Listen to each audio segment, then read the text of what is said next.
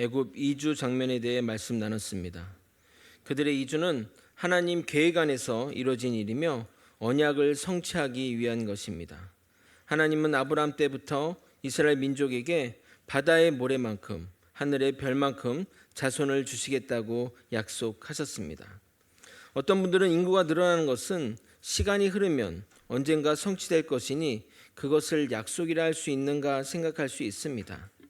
그러나 당시는 인구가 늘어나면 주변 부족과의 마찰이 필연적으로 생기게 되었습니다. 거기다가 가나안 땅의 척박한 환경에서 주변 나라에 대한 약탈과 납치가 빈번하였기에 시간이 지나면 인구가 늘어난다는 것은 불확실한 가정이라 하겠습니다. 특히 이스라엘 민족은 유목이 주업이었기 때문에 목초지를 따라 이동하다 자칫 실수하면 남의 영역으로 침범할 수 있고 그것이 충분히 전쟁의 빌미가 될 수 있었습니다. 또한 과거 시므온과 레위가 세겜 족속을 몰살한 적이 있었는데 그 일로 인해 야곱 가족 전부가 주변 부족으로부터 몰살당할 뻔도 있었던 것처럼 가나안 땅에서 인구를 늘려가며 사는 것은 결코 쉬운 일이 아님을 알 수 있습니다. 그러나 애굽은 당시 초강대국이라 주변 국가에서 쉽게 침입할 수 없습니다. 지금 전 세계 어느 나라도 미국에 함부로 전쟁을 걸지 못하는 것처럼 말입니다. 그리고 배정받은 고센 땅은 사시사철 비옥한 곳으로 목초지를 걱정할 필요가 전혀 없는 축복의 땅이라 하겠습니다. 거기다가 물리적, 심리적 장벽으로 인해 애굽 사람들과 구별되어 살아가니 이스라엘 민족이 여호와 신앙을 지키며 인구를 늘려갈 수 있는 최적의 장소라 하겠습니다. 하나님은 요셉을 미리 보내 이 모든 일을 계획하고 예비하셨으며 때가 되어 야곱의 가족을 이동시키신 것입니다. 동시에 아버지의 고집도 꺾고 가족의 불화도 해결하며 진정한 하나의 가족이 되게 하셨습니다. 모든 준비를 마쳤기에 이스라엘 민족의 본격적인 이주가 시작된 것입니다. 오늘 본문은 지난주 본문의 연장으로 애굽 왕 바로 앞에 야곱의 가족이 아련하는 장면입니다. 그 가운데 야곱이 자신의 인생을 회고하는 장면이 담겨 있습니다. 우리는 그동안 야곱의 인생을 쭉 살펴왔기에 그의 인생을 정리하는 고백이 너무나도 절실하게 실감나게 다가옵니다. 험악한 세월을 보냈었나이다. 도대체 무엇이 그를 험악한 인생으로 살게 해서 처음 보는 그 왕 앞에서 이런 고백을 하게 되었는지 조금 다른 관점으로 야곱의 인생을 살펴보고자 합니다. 오늘도 말씀 가운데 깨달음과 은혜가 넘치기를 예수님의 이름으로 소망합니다. 성경 인물 중에 야곱처럼 입체적인 인물이 있을까 생각될 정도로 선과 악이 공존하고 어떨 때는 분노 유발자의 모습을 보이다가도 한없이 가엽게 느껴지게 만들기도 하고 남을 속이기도 하고 속기도 하고 영악하다가도 어리석어 보이는 등 항상 양면의 모습을 우리에게 보여주었습니다. 세상에 이런 인물이 있을까 생각되지만 잘 생각해 보면 야곱의 모습은 바로 우리의 모습입니다. 우리는 창세기에서 이스라엘 민족을 이야기할 때 대표하는 인물을 아브라함, 이삭, 야곱 그리고 요셉을 거론합니다. 그러나 하나님은 창세기에서 요셉을 제외한 3명의 인물을 중심으로 이야기하십니다. 아니 목사님, 창세기에서 요셉의 분량이 만만치 않고 한 일도 엄청난데 요셉이 핵심 인물이 아니라는 것에 좀 의아한데요? 라고 생각할 수 있습니다.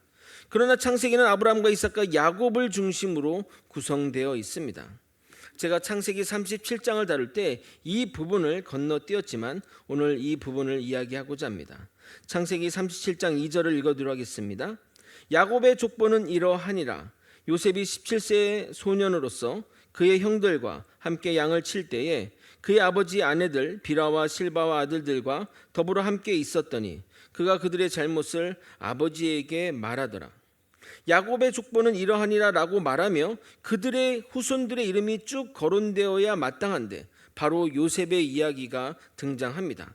즉 야곱의 이야기를 접고 요셉의 이야기로 넘어간 것이 아니라 야곱의 이야기를 계속 전개하는 가운데 요셉의 이야기가 들어간 것입니다.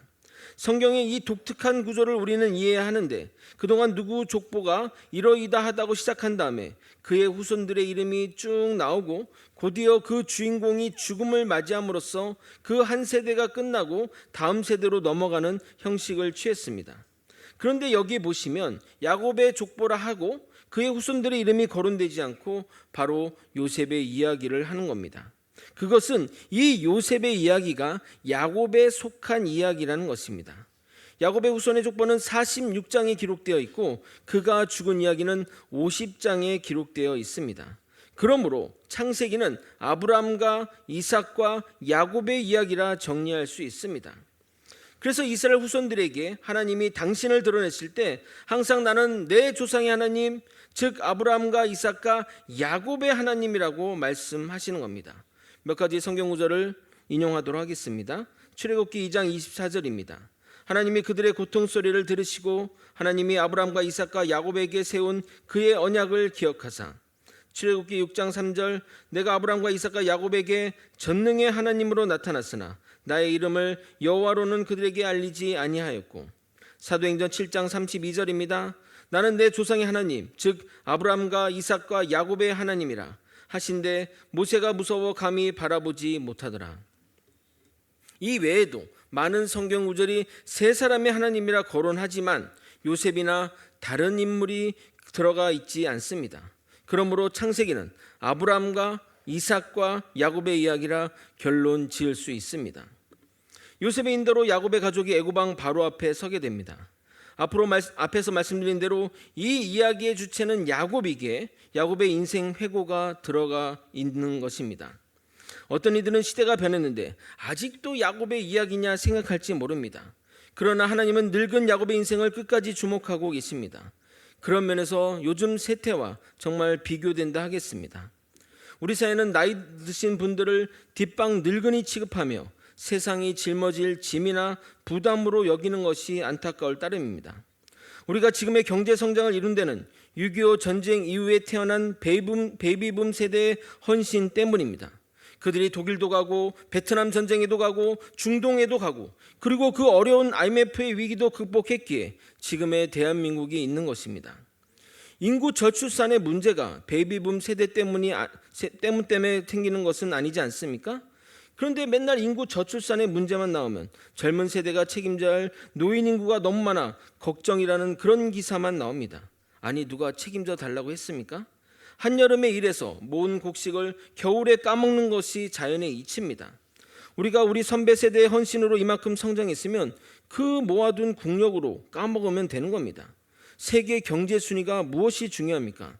그런데 그동안의 노고와 수고는 뒷전이고 마치 버려야 할 재고처럼 재활용도 안 되는 쓰레기처럼 취급되는 것이 답답할 따름입니다.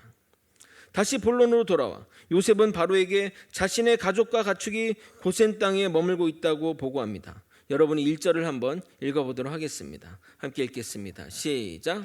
요셉이 바로에게 가서 고하여 이르되 내 아버지와 내 형들과 그들의 양과 소와 모든 소유가 가나안 땅에서 와서 고센 땅에 있나이다 하고.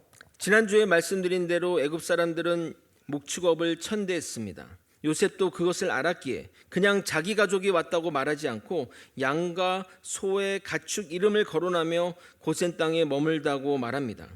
그리고 이어서 요셉이 택한 형들과 아버지를 바로 앞에 인사차 데려오게 됩니다. 그런데 바로가 그들에게 묻는 첫 질문이 직업에 관한 것입니다.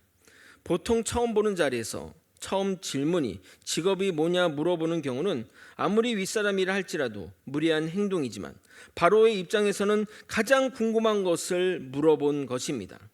이것으로 볼 때 애굽 사람들은 목축업을 천대하는 수준을 넘어 극도로 싫어하는 것이 아닐까 생각됩니다. 바로가 요셉의 형들의 직업을 물어보자 요셉의 형들은 준비된 답변을 하게 됩니다. 3절입니다. 바로가 요셉의 형들에게 묻되 너희 생업이 무엇이냐? 그들이 바로에게 대답하되 종들은 목자이온데 우리와 선조가 다 그러하니이다 하고. 대대로 목축업을 했다는 그 말에 바로는 더 이상 궁금한 것이 없었나 봅니다. 바로는 그들에게 원하는 곳이 있다면 어디든 거주하라고 하되 고센 땅이 좋으면 그곳에 거하라고 하면서 자신의 가축을 돌봐달라고 말합니다. 6절을 읽어드리도록 하겠습니다. 애굽 땅이 내 앞에 있으니 땅의 좋은 곳에 내 아버지와 내 형들이 거주하게 하되 그들이 고센 땅에 거주하고 그들 중에 능력 있는 자가 있거든 그들로 내 가축을 관리하게 하라. 애굽 사람이 목축업을 싫어했지 고기를 싫어하지는 않았습니다. 그래서 목축업에 종사하는 자들이 있었지만 제대로 하는 사람이 없었기에 바로는 요셉의 형제들에게 자신의 가축을 관리해 달라고 부탁하는 것입니다. 이어서 바로와 요셉의 아버지 야곱과의 만남입니다. 야곱이 바로를 축복하며 인사를 하니 바로는 야곱의 나이를 물어보게 됩니다. 그러자 야곱은 이렇게 답변합니다. 중요한 구절이니 9절 여러분이 한번 읽어보도록 하겠습니다. 함께 읽겠습니다. 시작.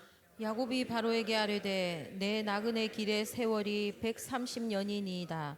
내 나이가 얼마 못되니 우리 조상의 나그네 길의 연조에 미치지 못하나 험악한 세월을 보내었나이다 하고. 야곱은 바로에게 자신의 인생을 나그네 길이라고 고백하고 있습니다. 이 말은 야곱이 그런 방황을 많이 했다는 의미로 말한 것이 아니라 우리가 사는 이 땅의 삶이 순례자의 삶이라는 인식에서 나온 발언입니다. 우리는 돌아갈 본향이 있고 그 본향은 하늘에 있습니다. 우리가 사는 이 땅은 잠시 머물다 가는 인생에 불과합니다. 아마도 야곱은 인생의 마지막이 되어서야 그것을 깨달은 것 같습니다. 그래서 130년을 살았지만 야곱 자신이 조상들의 나그네 길에 미치지 못한다고 말한 것은 물리적인 시간의 개념을 말한 것이 아니라 이 땅의 삶을 나그네처럼 살지 못했다는 것을 의미합니다. 우리가 야곱의 인생을 잘 알기에 그는 집착과 욕심으로 점철된 인생을 살았음을 알고 있습니다. 그 결과가 그의 고백대로 험악한 세월을 보낸 것입니다. 과거 야곱의 인생을 살고하면서 말씀드렸지만 자기의 인생을 회고하면서 자신이 험악한 인생을 살았다고 고백할 사람이 몇 명이나 있겠습니까? 여기 계신 성도분 중에 여러분의 인생을 회고하면서 좀 힘들었다 정도는 있겠지만 대부분 참 감사하게 지금 이렇게 있다 고백하신 분들이 대부분 있을 것입니다. 여기 계신 분 중에 자신의 인생이 험악한 인생을 살았다고 고백하실 분이 있으실까요? 아마 그 정도까지 고백할 인생을 사신 분은 거의 없지 않나 생각합니다. 오늘은 야곱의 인생이 왜 이렇게 험악한 인생을 살게 되었는지 그 원인을 다시 한번 반추해 보도록 하겠습니다. 많은 심리학자들이 애굽의 내면에 굶주림의 상처를 가진 자라고 평가합니다. 굶주림의 상태란 사랑에 대한 굶주림, 지나친 갈급함을 가지고 있는 내면의 상태를 말합니다. 이 상처는 인격적인 대상으로서 받아야 할 사랑을 충분히 받지 못할 때 우리 내면에 자리 잡게 되고 주로 어린 시절 부모의 편애나 부모의 이혼 또는 부모와의 헤어짐 등이 주된 원인이 됩니다.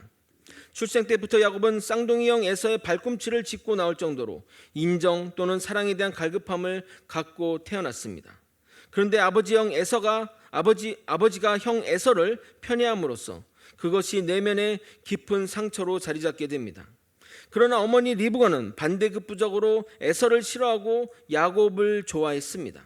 그러므로 두 형제 모두 편애의 피해자라 하겠습니다. 이런 굶주림의 마음은 내면의 집착을 가져다 둡니다. 알다시피 어린 시절 야곱은 장자권과 장자로서의 받는 축복에 대해 집착을 보였습니다. 왜냐하면 자신이 사랑받지 못하는 이유가 그것 때문이라고 생각했기 때문입니다. 예를 들어 자녀가 아버지가 자신을 사랑하지 않고 동생을 더 사랑한 것 같으면 혹시 자신이 공부를 못해서 그런 건가 생각해서 공부에 집착하게 됩니다. 또는 다른 이유를 찾아 그것에 대해 열심을 냅니다. 그러나 문제는 노력해서 그것을 이뤘는데도 불구하고 여전히 아버지가 자신을 사랑해 주지 않을 때 내면의 상처는 더욱 깊어지는 것입니다. 야곱의 경우가 그랬습니다. 장자권을 얻으면 또는 아버지의 축복을 받으면 아버지의 사랑이 자신에게 올 것이라 생각했습니다. 그래서 수단과 방법을 가리지 않고 형과 아버지를 속이기까지 해서 장자권과 아버지의 축복권을 훔쳤습니다. 그러나 아버지 이삭은 여전히 에서만을 찾았고 나중에 이 문제로 에서의 살해 위협을 받기까지 이르게 됩니다. 그것이 야곱에게 더 큰 절망과 좌절을 가져다 줍니다. 이런 굶주림의 내면을 가진 사람들의 특징 중에 하나는 다른 사람들보다 매사에 매우 민감하게 반응합니다. 어머니 리브가는 눈이 잘 안 보이는 아버지를 속여서 그 축복을 받아내자고 말하자 야곱이 이렇게 말합니다. 창세기 27장 11절 12절을 읽어보도록 하겠습니다. 야곱이 그 어머니 리브가에게 이르되 내 영에서는 털이 많은 사람이요 나는 매끈한 사람인즉 매끈매끈한 사람인즉 아버지가 나를 만지실진데 내가 아버지 눈에 속이는 자로 보일지라 복은 고사고 저주를 받을까 하나이다. 아버지가 자신을 저주할까 걱정하는 모습도 참 어찌 보면 불쌍한 모습인데 12절에 보게 되면 아버지가 나를 만지실진데 라는 말을 눈여겨보아야 합니다. 아버지 이삭은 에서가 자신에게 오면 그의 팔의 털을 만지셨나 봅니다. 그런데 야곱도 이삭도 리브가도 에서도 신경 쓰지 않았던 그 아버지의 그 행동을 부러운 눈으로 야곱은 바라보았다는 것을 알 수 있습니다. 아무것도 아닌 사소한 일일 수도 있지만 그것이 야곱에게 상처가 된 것입니다. 그래서 굶주림의 내면을 가지고 있는 사람은 다른 사람들이 신경 쓰지 않는 일에 마음을 두고 아파하며 힘들어합니다. 이런 어릴 적의 편애가 청소년기 또는 성장기에 해소되지 않으면 그 사람의 성격과 습관이 되어버립니다. 그래서 이런 편애를 받고 자란 사람은 커서 주변 사람들을 편애하게 됩니다. 마치 어릴 적 부모에게 맞고 자란 아이가 큰 어른이 되어 자기 자녀를 때리는 것과 같이 말입니다. 야곱은 두 아내가 있습니다. 레아와 라헬인데 그 중에 라헬만 사랑하게 됩니다. 물론 야곱이 원한 아내가 라헬이고 삼촌 라반의 수작으로 억지로 레아랑 결혼한 것이니 어느 정도 이해가 되나 그것으로 끝이 나지 않습니다. 자신이 낳은 아들 중에 라헬이 낳은 아들 요셉과 베냐민만을 편애했습니다. 가정의 질서가 있음에도 불구하고 무시하고 막내격인 요셉과 베냐민을 편애하니 그것이 가정 분란의 원인이 되게 됩니다. 야곱의 이러한 극단적인 편애가 결국 형들이 동생인 요셉을 노예로 팔아먹는 비극을 가져오게 된 것입니다. 참 재미난 것은 자신도 아버지 이삭으로부터 편애의 희생자이면서 똑같이 편애함으로써 자신의 자녀들에게 똑같은 상처를 남기고 있다는 겁니다. 야곱의 편애는 부부 사이에도 문제를 일으킵니다. 야곱이 라헬만 편애하니 레아는 자녀를 통해 남편의 사랑을 얻으려고 노력합니다. 내가 이것을 하면 나를 사랑하겠지 생각하는 굶주림의 상처를 가진 자들이 보이는 대표적 특징을 레아가 보여줍니다. 그러나 자식을, 그것도 사내 자식을 4명이나 낳았어도 여전히 야곱은 라헬만 사랑하니 레아 입장에서는 정말 미칠 지경입니다. 그럼 라헬은 어떨까요? 야곱이 본인을 사랑하니 걱정 근심이 없을까요? 나만을 사랑한다고 하면서 레아에게 가서 자꾸 자식을 낳으니 불안하기는 마찬가지입니다. 야곱이 라헬을 사랑하는 건 맞지만 자녀를 출생해야 되는 의무감이 레아를 찾으니 야곱은 머리로는 이해되지만 마음으로는 이해가 되지 않는 상황입니다. 그래서 정말 사랑한다면 해서는 안 될 일을 저지르게 됩니다. 자신의 몸종을 남편에게 줘서 자식을 낳게 한 일을 말하는 것입니다. 만약 지금 시대에 이런 내용으로 드라마를 하면 막장 중에 막장이다 라고 소문을 들을 것입니다. 자식은 사랑의 결과이지 사랑의 조건이나 도구가 되어서는 안 됨에도 남편이 자신을 향한 편애가 언제 바뀔지 모른다는 그 불안감에 말도 안 되는 일을 저지르게 된 것입니다. 사람들은 이런 내면에 채우지 않는 공허한 마음을 달래기 위해 사람들의 인정, 돈, 인기, 명예 등에 집착하게 되는 것입니다. 내면의 갈급함을 돈이나 인기, 사람들의 인정, 세상의 명예 같은 것으로 채우면서 살면 어느 정도는 채워진다고 생각이 들기도 합니다. 그러나 더 깊게 들어가면 그것을 잃어버릴까 늘 불안과 두려움의 가운데 살아가게 됩니다. 그러다 많은 이들이 공허한 마음에 중독에 빠지게 되는데 마약 게임, 일, 도박, 섹스와 같은 것에 중독되게 되면 삶이 망가지는 길로 나아가게 되는 것입니다. 이처럼 편애는 편애를 낳고 주변 인물들을 다 망가뜨리는 일로 나아가게 됩니다. 두 아내의 다툼은 그 자녀에게까지 영향을 미치게 됩니다. 자신들의 어머니가 싸우는데 자식들은 친하게 지내는 것이 가능할까요? 과거 교회에서 부모끼리 친해 자녀들도 형제처럼 지낸 가정이 있었는데 부모 사이가 어떤 오해로 멀어지게 되자 자식들도 자연스럽게 멀어지고 어색해진 경우를 보았습니다. 특히 레아와 라헬의 자식과 몸종이 낳은 자식은 같은 자식이라 할지라도 처지나 위치가 달랐을 것입니다. 왜냐하면 자식을 낳았음에도 몸종의 신분이 바뀌는 것이 아니기 때문입니다. 자신의 어머니는 형 어머니의 몸종 역할을 했으니 이것은 가족이라고 보기보다는 거의 생활 공동체와 같다고 보면 될 것입니다. 또한 라헬의 등살에 야곱과 그들의 몸종은 자녀를 낳은 이후로 관계하지 않았을 것이고, 그런 틈을 타서 장자 르우벤이 라헬의 몸종이자 아버지의 첩인 비라와 동침하게 됩니다. 이는 분명 근친상간이며 인륜을 저버린 행동입니다. 그래서 아버지 야곱이 그의 유언 가운데 지적한 것이고, 그의 장제의 신분이 유다에게 넘어간 이유이기도 한 것입니다. 창세기 49장 3절에 4절입니다. 르우벤아, 너는 내 장자요 내 능력이요 내 기력의 시작이라. 위풍이 월등하고 권능이 탁월하다마는 물의 끓음 같았은즉 너는 탁월하지 못하리니 내가 아버지의 침상에 올라 더럽혔음이로다. 그가 내 침상에 올랐었도다. 그런데 비라는 단과 납달리의 어머니이니 르우벤은 족보를 엄청 꼬이게 만든 인물이기도 한 것입니다. 이것은 도저히 가족이라고 말할 수 없습니다. 이런 복잡한 가정사가 야곱 자신이 낳았음에도 다른 자녀들에게 애정을 가지지 못하게 하는 원인이 되었고, 더욱 라헬의 자녀에게만 편애하는 결과를 낳은 것이 아닌가 생각합니다. 야곱은 형 에서의 위협으로 인해 고향을 떠나 살아야 했으며, 삼촌 라반에 의해 노동력을 착취당했으며, 자신의 가축이 늘어나자 라반과 조카에게 살해 위협을 받기도 했습니다. 결국 야반 도주에서 도망갔으나 앞에는 형 에서요 뒤에는 삼촌 라반이니 정말 진퇴양간도 이런 난관이 없을 것입니다. 이런 상황 가운데 그는 항상 불안감에 살아야 했을 것입니다. 거기다가 야곱 인생 가운데 가장 힘든 순간은 아마도 사랑하는 라헬의 죽는 순간일 것입니다. 정말 제가 들으라고 하는 소리가 아니라 저도 아내가 저보다 먼저 죽는다면 그 어려움을 헤어나지 못할 것 같습니다. 여기 계신 남편분들 다 같은 마음 아닙니까? 아이고 저 옆에 있는데 언제 가나, 그런 분은 없으시죠? 여러분 저녁밥 먹으려면 대답 잘해야 됩니다. 여러분 그렇지 않습니까? 힘드시죠? 아내만 생각해도 눈물이 나고 가슴이 떨리지 않습니까? 야곱의 인생을 돌아보면서 언제 맘 놓고 웃으며 살았나 하는 장면이 하나도 생각나지 않습니다. 가장 좋은 날이 되었을 라헬과 결혼하는 날이 최악의 결혼식이 되어버렸고, 레아가 자녀를 처음 낳은 날도 라헬의 눈치를 보며 기뻐하지도 못했을 것입니다.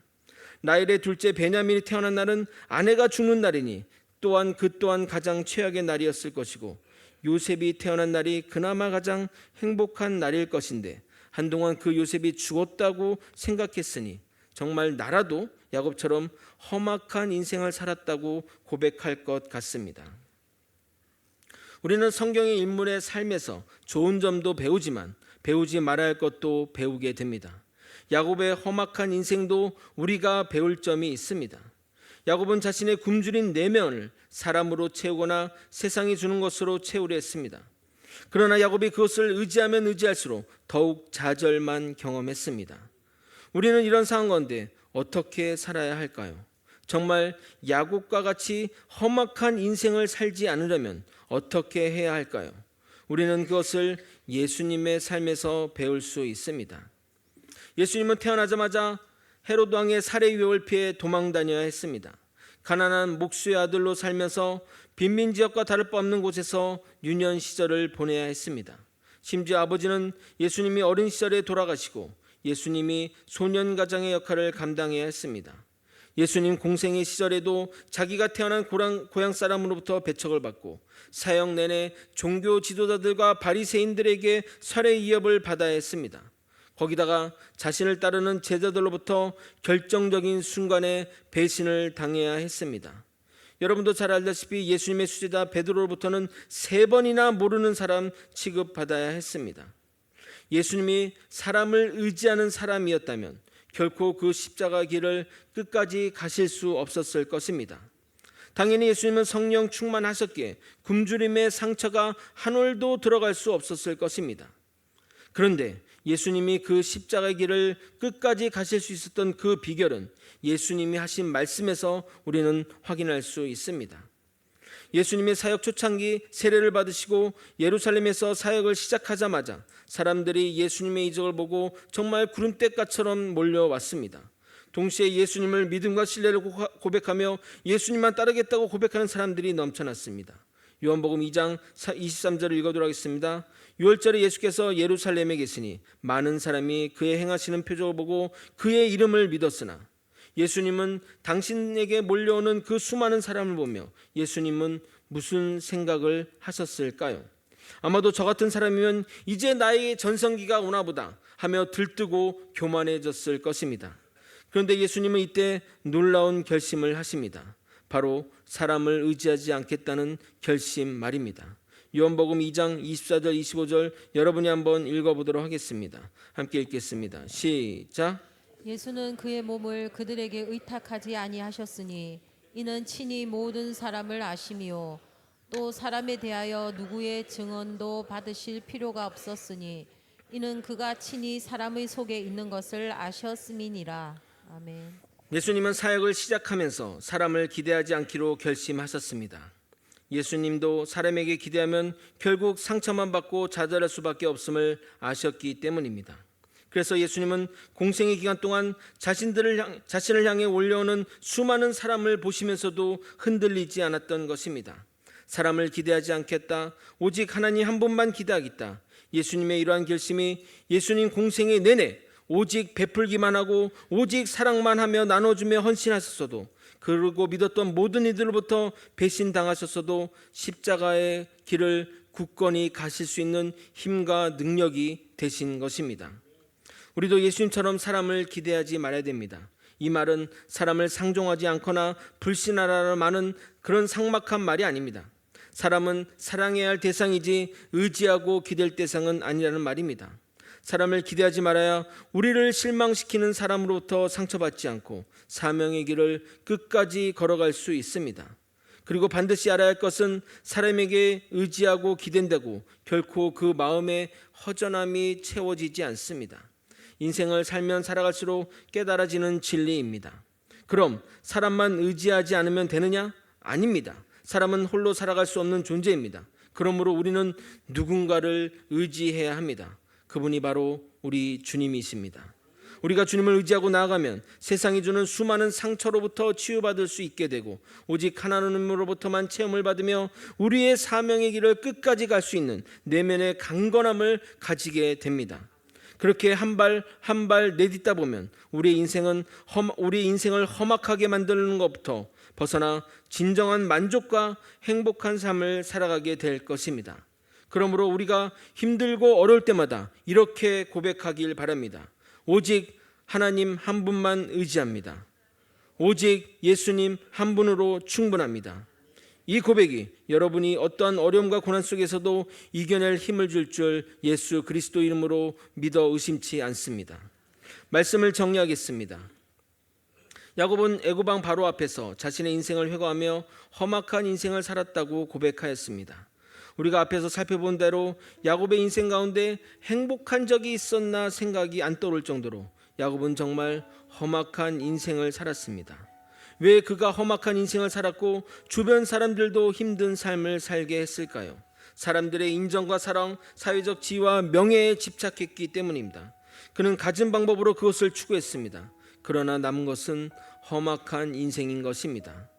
어릴 적 누구나 여러 가지 상처를 받으며 성장합니다. 그것을 스스로의 노력 또는 경험을 통해 극복하는 사람이 대부분이지만 어떤 이들은 그것을 극복하지 못하고 자기의 인생을 힘들게 하며 주변 사람들도 힘들게 합니다. 저는 이 상처를 세상적인 방법으로 예를 들어 약물이나 잘 짜여진 프로그램이나 또는 심리치료로 극복할 수 있다고 생각합니다. 그러나 저는 여러분에게 이 방법을 권하고 싶습니다. 바로 주님 한 분만 바라며 주님 한 분만 의지하는 것입니다. 어려운 순간에만 그분을 의지하는 것이 아니라 평생 그분께 위탁하며 그분을 의지하는 삶을 사시기 바랍니다. 주님은 우리의 상처의 치료뿐만 아니라 어떤 길로 가야 주님이 예비하신 행복한 길인지 반드시 알려주실 것입니다. 그래서 우리의 인생을 회고했을 때 참 감사한 인생이었지, 참 은혜로운 삶이었어 라고 고백할 수 있을 것입니다.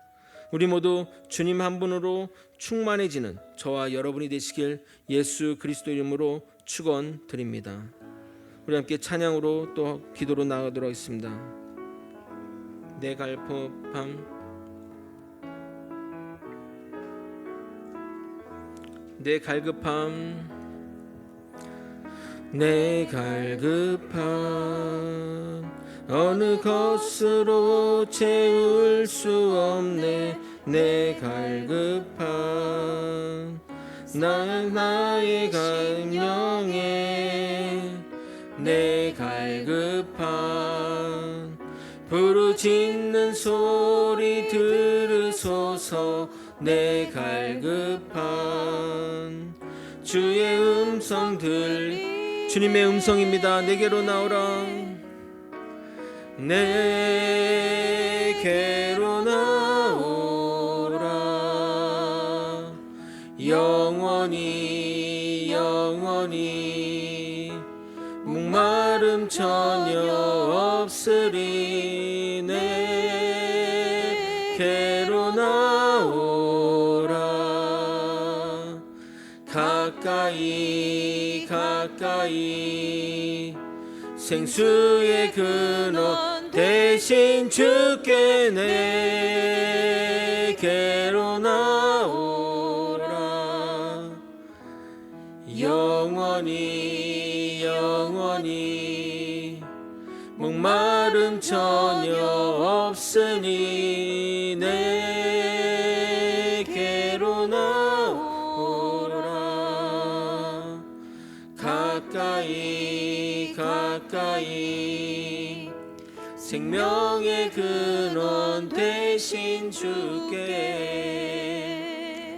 여러분, 삶의 어려운 순간에 주님 앞에 나오지 않을 사람이 누가 있겠습니까? 그러나 주님은 언제나 어떤 순간에 매일매일 주님께 나오라고 이야기하고 있습니다.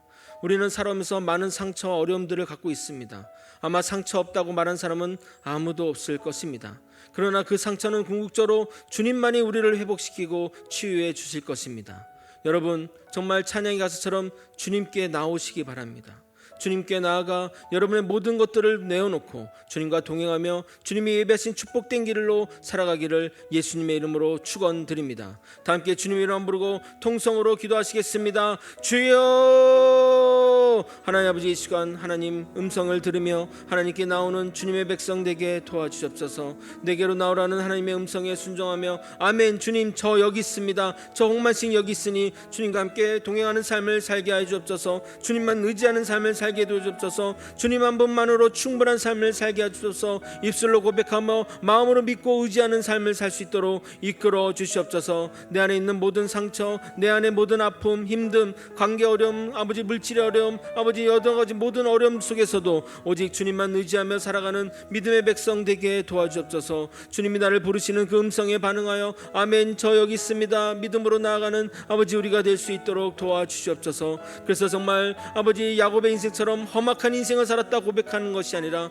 참 행복한 삶이었습니다. 참 은혜로운 삶이었습니다. 주님으로 인해 정말 내가 살아가는 이유가 되는 것 같습니다 라고 고백할 수 있는 믿음의 백성들 되게 도와주시옵소서. 아버지, 정말 짧은 인생입니다. 아버지, 정말 찰나의 순간을 살면서 아버지 주님에 의지하며 사는 삶이 얼마나 축복된 삶임을 아버지 우리가 깨닫게 도와주시옵소서. 하나님과 동행하는 삶을 살게 하여 주옵소서. 하나님만 의지하는 삶을 살게 도와주옵소서. 아버지, 이것이 선택이 아니라 우리 마음속에 필수가 되게 도와주옵시고 아버지 우리가 당연히 해야 될 아버지 의무처럼 생각하며 주님과 동행하는 축복된 삶을 살아가는 믿음의 백성에게 도와주시옵소서. 아버지여, 나는 주님께 의탁합니다. 나는 주님 한 분만으로 충분합니다. 오직 나에게 주님만 있사오니 주님 붙들어 주시고 인도하여 주시옵소서.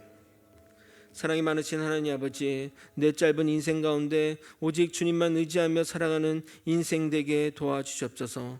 아버지, 내가 세상의 인정과 세상의 인기와 돈과 명예와 이런 것들을 추구하며 살았지만 결국 그것이 주는 것은 험악한 세월임을 깨닫게 도와주시옵소서. 이제는 주님만 의지하며 주님만 바라보며 오직 주님 한 분만으로 충분한 삶을 살 수 있게 도와주시옵소서. 주님만 의지하며 살아갈 때 아버지, 내 인생의 마지막을 회고하면서 정말 참 아름다운 인생이었습니다. 정말 감사한 인생이었습니다. 주님으로 인해 정말 행복한 삶이었다고 고백할 수 있는 우리 모두가 될 수 있도록 주님 역사하여 주시옵소서. 이 모든 것 살아계신 예수 그리스도 이름으로 기도드리옵나이다. 아멘. 지금은 우리 구주 예수 그리스도의 은혜와 우리 하나님 아버지의 크신 사랑과 성령 하나님의 감동감화 교통 역사하시는 귀한 은총이 오직 주님만 의지하며 주님이 주시는 세상이 줄 수 없는 만족과 평안과 은혜 안에 살아가고자 애쓰는 믿음의 성도님 머리 위에 그리고 거제 소망교회 위에 이제로부터 영원히 함께 있을지어다. 아멘. 아버지